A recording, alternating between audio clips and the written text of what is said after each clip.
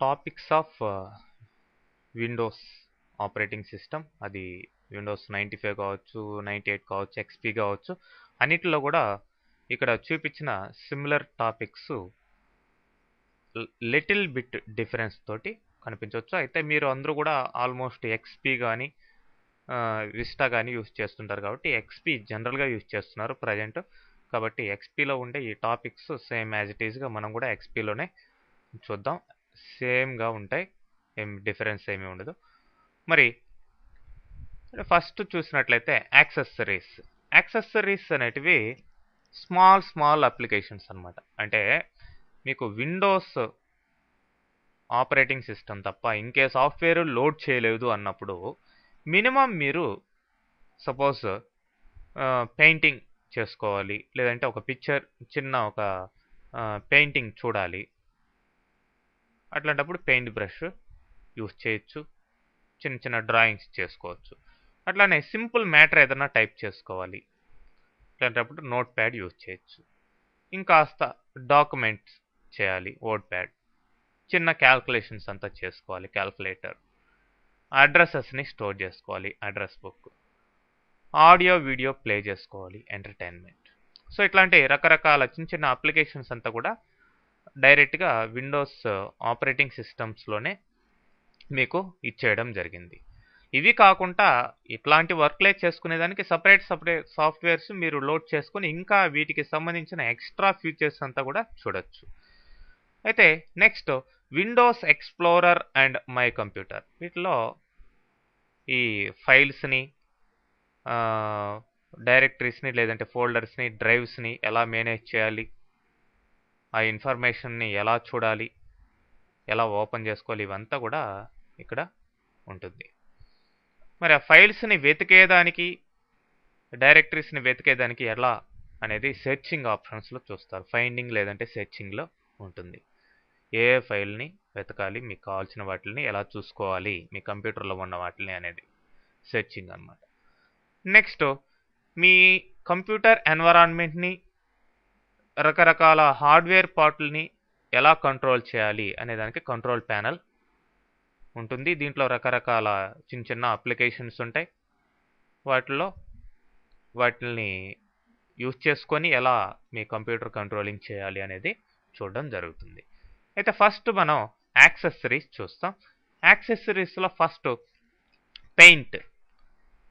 So ఇక్కడ చూడండి, using this paint application we can draw, edit and we can view picture files like bit map, GIF, JPG. ఇట్లాంటి ఫైల్స్ని మీరు open చేసుకొని చూడొచ్చు. వాటిలో చిన్న చిన్న మార్పులు చేర్పులు చేయొచ్చు. మీ సొంతగా కొత్త డ్రాయింగ్ కూడా వేసుకోవచ్చు. జనరల్గా ఇక్కడ సేవ్ అయ్యే files bit map files. Extra వేరే వాటిని కూడా సేవ్ చేసుకొని చూసుకునే అవకాశం ఇక్కడ ఉంది. దానికి సంబంధించిన అన్ని ఆప్షన్స్లో పెయింట్ బ్రష్లో ఇవ్వడం జరిగింది.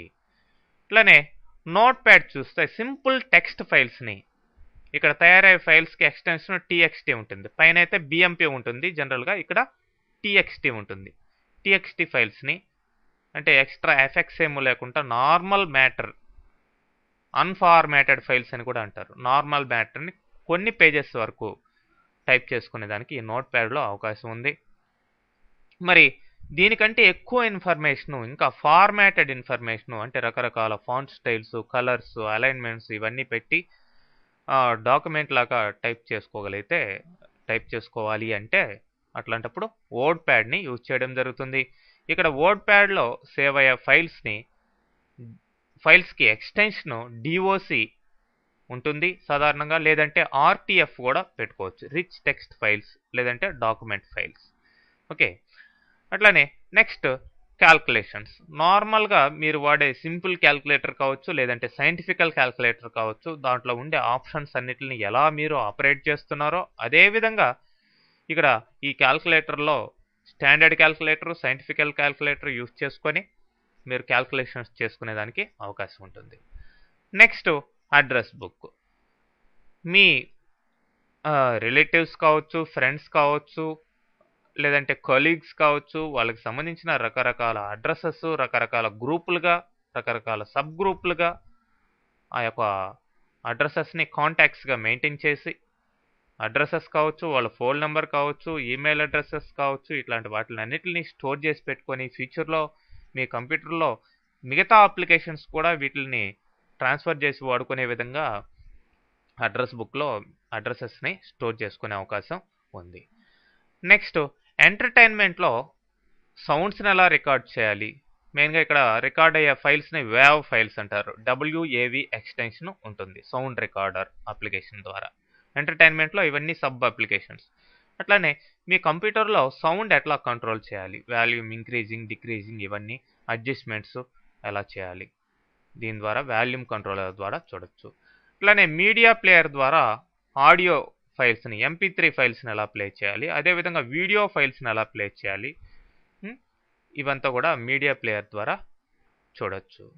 ఓకే, సో ఇట్లా ఎంటర్టైన్మెంట్లో రకరకాల సబ్ అప్లికేషన్స్ అనేటివి ఉంటాయి. ఓకే, వీటిని